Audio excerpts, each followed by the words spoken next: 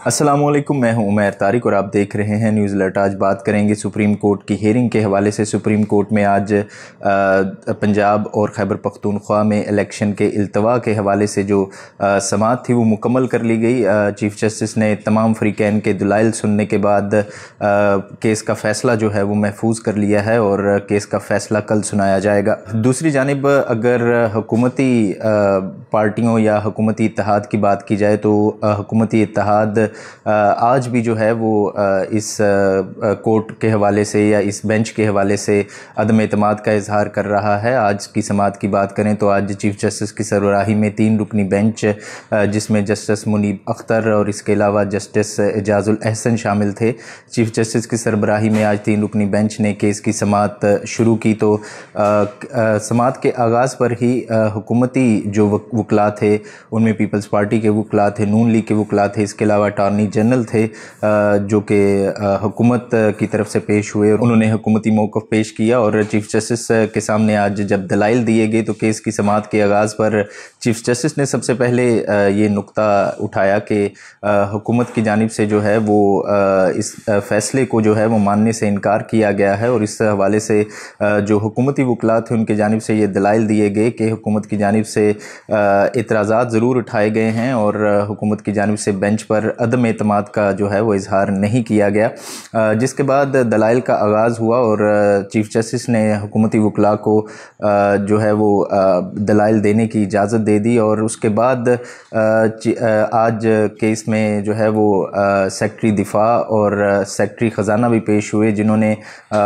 Election के मामलात के ऊपर ख़ास तौर पर जो वसाइल के हवाले से बात हुई उसके ऊपर भी बात हुई। इसके अलावा सिक्योरिटी के हवाले से जो सेक्रेटरी दिफा थे उन्होंने जो है वो अपना मौक़िफ़ पेश किया और उन्होंने कल तक का जो है वक्त लिया है अदालत से और अदालत की जानिब से भी उन्हें कल तक का वक्त दिया गया है और वो कल जो है वो एक तफसीली रिपोर्ट जमा कराएंगे अदालत में सिक्योरिटी के हवाले से। ख़ास तौर पे इलेक्शन में जो बात की जा रही थी कि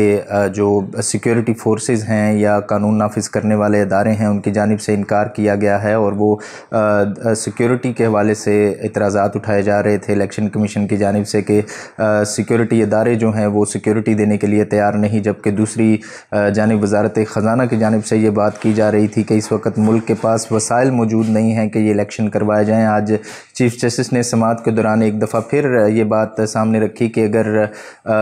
ख़जाना की बात की जाए, वज़ारत ख़जाना की बात की जा रही है या इलेक्शन करवाने के हवाले से वसाइल की बात की जा रही है तो इस बात की यकीन दहानी करवाई जाए और इस बात का क्या सबूत है कि अक्टूबर में जो इलेक्शन कमीशन की तरफ से तारीख दी गई है कि उस वक्त तक अक्टूबर तक जो हैं वो तमाम मामला ठीक हो जाएंगे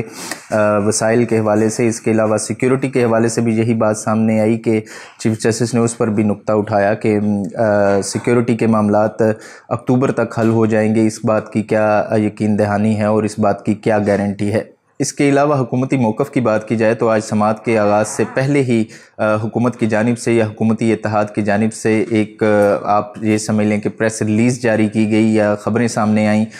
कि हुकूमत जो है वो या इत्तेहादी जमातें हैं वो इस बेंच के ऊपर अदम एतमाद का इजहार कर रही हैं और उस फ़ैसले के हवाले से भी कुछ ये ख़बरें सामने आईं कि हुकूमत की जानिब से ये प्रेस रिलीज़ जारी की गई है कि वो इस 3 रुकनी बेंच का फ़ैसला जो है वो नहीं मानेंगे और उनको जो है वो अदम एतमाद है। और एक दफ़ा फिर यही चीज़ें सामने आई कि वो हुकूमत की जानिब से यही मौक़िफ़ इख्तियार किया गया कि इलेक्शन के हवाले से ख़ास तौर पर जो है वो फुल कोर्ट बेंच बनाया जाए।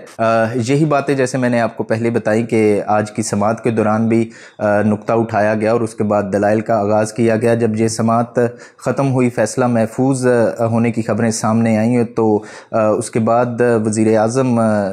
शहबाज शरीफ ने पार्लियामेंट के इजलास में भी ये खिताब करते हुए कहा कि जो हुकूमत है वो अदम एतमाद का इजहार नहीं कर रही इस 3 रुकनी बेंच पर। हुकूमत जो है वो अदालती फ़ैसलों का एहतराम करती है और हुकूमत को अदालत के ऊपर यकीन है, लेकिन हुकूमत यही चाहती है कि इस तमाम मामला जो कि सुप्रीम कोर्ट के जो जजेस थे, मोअज़्ज़िज़ जजेस थे, जो 3 जजेस इस बेंच से अलहदा हुए या अलहदगी इख्तियार की, उसके अलावा जस्टिस काजी फ़ाइज़ ईसा का जो तफसीली नोट था इस हवाले से, इलेक्शन कमीशन के हवाले से या इस समात के हवाले से, उसका भी जिक्र किया गया कि इन तमाम चीज़ों के बाद हुकूमत यही चाहती है कि फ़ैसला जो है वो इस तमाम तर मामलात का वो फुल बेंच ही करे। लेकिन दूसरी जानिब अगर अदालत की बात की जाए, सुप्रीम कोर्ट की बात की जाए, तो जो चीफ जस्टिस हैं उमर अता बंदयाल, वो तमाम तर दबाव या हुकूमती एतराज़ात या जितने भी इसमें स्टेक होल्डर्स हैं उनके एतराज़ात के बावजूद उन्होंने समाअत जारी रखी और उन्होंने हतमी फ़ैसला यही 2 दिन पहले जब जुमे के दिन ये केस की आखिरी समाअत हुई थी आज से कबल, तो उन्होंने यही कहा था, यही फ़ैसला किया था कि यही 3 रुकनी बेंच जो है वो केस की समाअत करेगा और यही बेंच जो है वो फ़ैसला करेगा। इसके अलावा आज उन्होंने समाअत के दौरान जब अटॉर्नी जनरल ने एक नुक्ता उठाया कि जो जस्टिस काजी फ़ाइज़ ईसा हैं वो सुप्रीम कोर्ट के एक सीनियर जज हैं, वो उनको शामिल क्यों नहीं किया गया इस बेंच में, तो उन्होंने कहा कि जब जस्टिस काजी फ़ाइज़ ईसा की जानिब से इतराज़ात उठाए गए थे इसलिए उन्हें इस बेंच में शामिल नहीं किया गया, क्योंकि अगर उन्हें शामिल कर लिया जाता, चीफ जस्टिस ने यह कहा कि अगर उन्हें शामिल कर भी लिया जाता तो वो मुमकिना तौर पर इस बेंच से अलहदगी इख्तियार कर लेते, इसलिए उन्हें इस बेंच में शामिल नहीं किया गया। इसके अलावा दूसरी जानिब अगर अपोजिशन जमात, जो कि सामने ज़ाहिर है कि इस वक्त मुल्क में एक ही अपोजिशन जमात है और वो है तहरीक इंसाफ, और तहरीक इंसाफ की जानिब से भी आज यही मौक़िफ़ सामने आया। दिन भर समाअत के दौरान गाहे बगाहे जो अपोजिशन जमात के रहनुमा थे, तहरीक इंसाफ के रहनुमा, ख़ास तौर पर फवाद चौधरी इस हवाले से बहुत एक्टिव नज़र आए। इसके अलावा शाह महमूद कुरैशी ने जो है वो सुप्रीम कोर्ट के बाहर एक प्रेस ब्रीफिंग में ये कहा और उनका यही कहना था कि जो भी फ़ैसला आएगा, जो अपोजिशन जमात है या तहरीक इंसाफ है वो इस वक्त सुप्रीम कोर्ट के साथ है। जब चीफ जस्टिस ने एक समाअत के दौरान जुमे के रोज़ ये रिमार्क्स दिए थे कि इस वक्त हुकूमत में बैठे लोग जो हैं वो जेलें काट कर भी आए हुए हैं और अवामी नुमाइंदा होने की वजह से वो इस वक्त जो हैं वो तकारीर कर रहे हैं। वज़ीर आज़म ने इस हवाले से मौक़िफ़ सामने रखा और उनका कहना था कि वो ज़मानतें लेकर आए हैं और मेरिट के ऊपर ज़मानतों के बाद जो हैं वो इस वक्त पार्लियामेंट में बैठे हुए हैं या हुकूमत में हैं। इसके अलावा वज़ीर आज़म ने ये भी कहा कि वो एतमाद का इजहार करते हैं, लेकिन वो चाहते हैं कि लार्जर बेंच इस केस की समाअत करे, और उनका ये भी कहना था कि जो सबसे मुतनाज़ा जो जज हैं वो इस वक्त चीफ जस्टिस ने अपने साथ बेंच में बिठाए हुए हैं, तो ये कैसे जो है वो फ़ैसला जो है वो मंजूर किया जाएगा या माना जाएगा अवाम की जानिब से। तो अब बात करने का मकसद ये है कि हुकूमत की जानिब से एक तरफ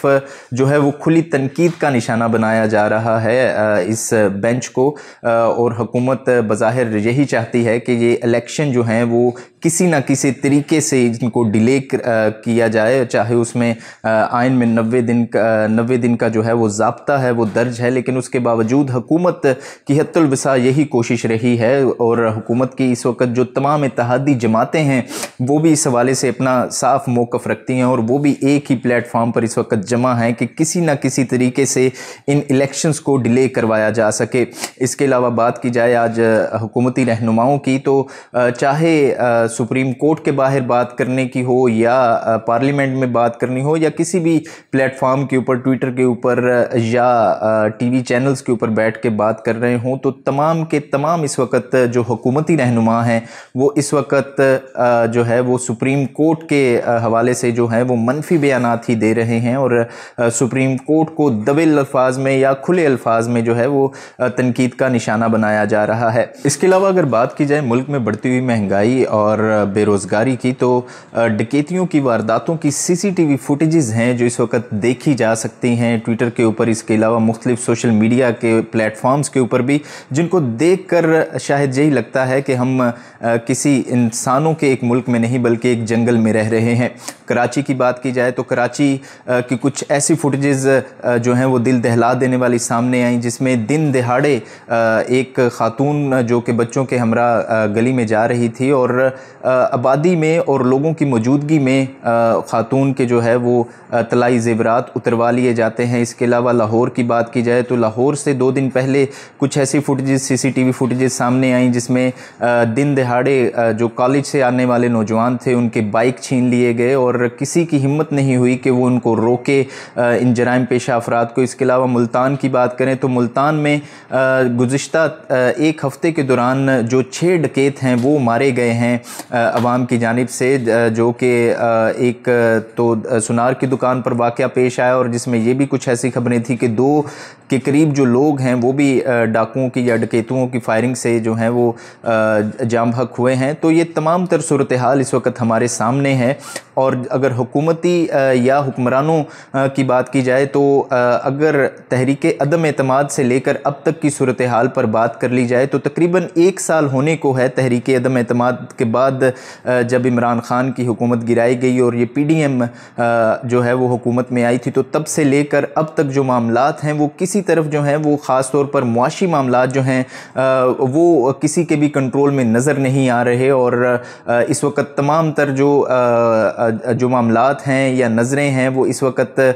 IMF کے ساتھ امیدیں وابستہ ہیں حکومت کے، کہ اگر IMF کے ساتھ جو ہے وہ کانٹریکٹ ہو جائے یا معاہدہ ہو جائے تو ہو سکتا ہے کہ ملک کی جو معاشی حالات ہیں وہ بہتر ہو جائیں، لیکن جو IMF کے ساتھ معاملات ہیں وہ بھی دن بدن تاخیر کا شکار ہوتے جا رہے ہیں۔ حکومت کی جانب سے جو ہے وہ بلوں کے اوپر، بجلی کے بلوں کے اوپر، گیس کے بلوں کے اوپر، پیٹرول کے اوپر اور براہ راست جو ہے وہ لوگوں کے اوپر ٹیکس عائد کیے جا رہے ہیں، لیکن اس کے باوجود بھی یہ جو مہنگائی کی بلی ہے یہ تھیلے سے باہر آ چکی ہے، اور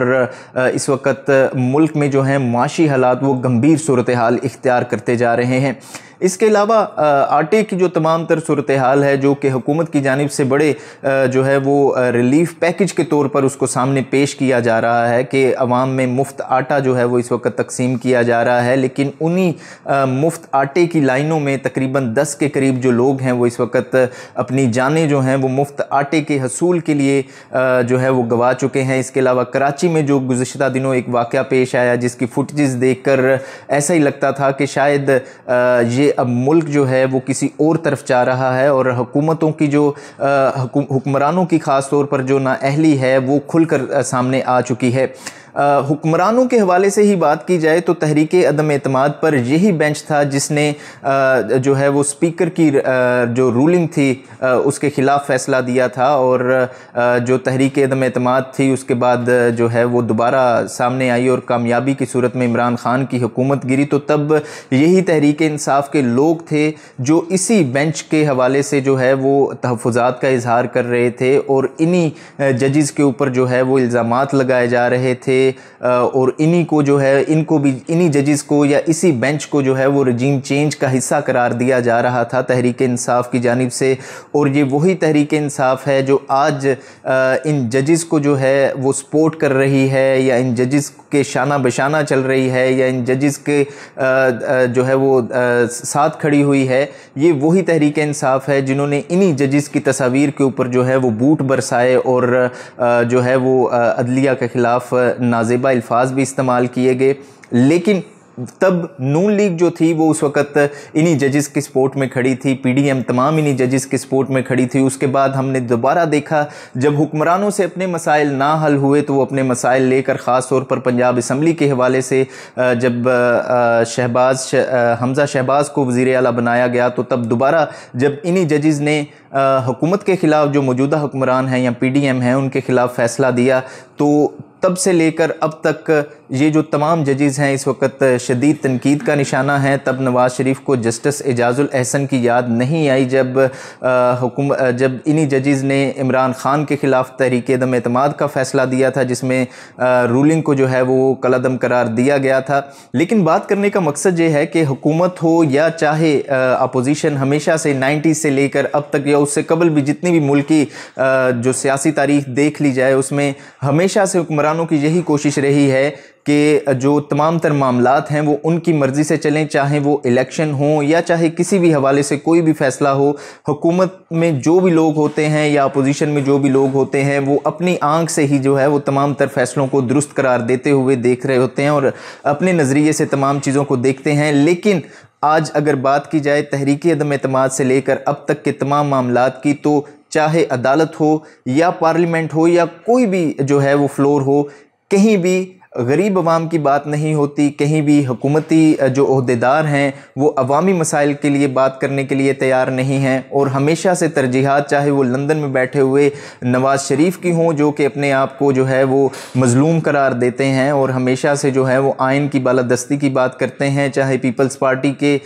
بلاول بھٹو ہوں جو ہمیشہ اپنی تقریر میں اپنی والدہ مرحومہ اور اپنے نانا مرحوم کی بات کرتے ہوئے اپنے آپ کو آئین کے چیمپئن قرار دیتے ہیں، کبھی بھی وہ جو ہے وہ عوام کے مفاد کی بات نہیں کریں گے۔ عوام کے مسائل کے لیے نہ تو پارلیمنٹ میں قانون سازی ہوتی ہے، عوام کے مسائل کے لیے نہ تو عدالتوں میں بات ہوتی ہے، اگر بات ہوتی ہے تو انہی سیاستدانوں کے مفادات کی بات ہوتی ہے۔ آئین کی بالادستی کی بات کرتے ہیں تو ہمیشہ اپنے مفادات کے لیے بات کرتے ہیں۔ آج تک کے لیے اتنا ہی، دیکھتے رہیے نیوز الرٹ۔